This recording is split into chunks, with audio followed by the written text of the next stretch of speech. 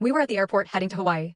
At check-in, can you imagine being publicly humiliated by your own family, right in the middle of a crowded airport, only to realize that their cruel joke was about to become their absolute worst nightmare? Because that's exactly what happened to me. My name is Rachel Roach, and for almost 2 decades, my family thought I was just some useless paper pusher. But the truth? The truth was hidden deep in the pocket of my cheap Walmart jacket, a code red military ID, and a C-37B military jet, engines running, waiting on the tarmac just for me. They saw me as the black sheep, the one who couldn't quite keep up.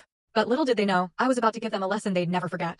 It was Thanksgiving, a few weeks before that airport chaos, and the gravel crunched under the tires of my rusted Ford F-150 as I pulled into the driveway. It was way too late on a Thursday evening. I'd just wrapped a grueling 24-hour shift at the Pentagon, monitoring a developing situation in the South China Sea. My eyes burned, every muscle screamed for sleep, but I was there. I always showed up. And, of course, there was no room for me. My brother Garrett's brand new, pearl-white Tesla Model X was parked diagonally, hogging enough space for 2 cars. It sat there, gleaming offensively, like a spaceship that had landed in a suburban Virginia driveway. I sighed, backing my truck halfway onto the damp grass of the front lawn. Before I could even cut the engine, the front door swung open. Garrett stepped out, a glass of Pinot Noir in hand, wearing a cashmere sweater that probably cost more than my truck's transmission. "Jesus, Ratch," he yelled, not even bothering to come down the porch steps. "Do you have to park that heap on the lawn? You're bringing down the property value of the whole neighborhood. I swear I saw an oil leak trailing you from the highway." "Happy Thanksgiving to you too, Garrett," I muttered to myself, grabbing my duffel bag. It was heavy, packed not just with clothes, but with a secure satellite phone I prayed wouldn't ring. Inside, the house smelled of roasted sage, butter, and that suffocating scent of expectation.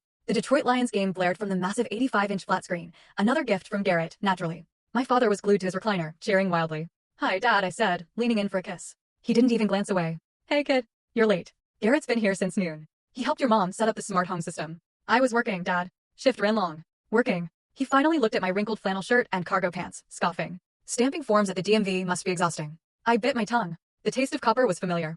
"If only you knew, Dad. If only you knew the forms I stamped last night prevented a naval blockade." We moved to the dining room. The table was a Norman Rockwell masterpiece, golden turkey, mounds of stuffing, cranberry sauce, crystal wine glasses. Mom bustled out, wiping her hands on an apron. She beamed at Garrett, pure sunshine, but when her gaze landed on me, it dimmed to a flickering candle. "Rachel, honey, try not to slouch. It makes you look defeated." Then came the moment I dreaded most, the carving of the turkey. It was a ritual that established the Roach family hierarchy. Mom skillfully sliced a massive, juicy drumstick, dripping with flavor, and placed it reverently onto Garrett's plate. "For my genius," she cooed. "You need the protein, Garrett. Running a company in Silicon Valley takes so much brainpower.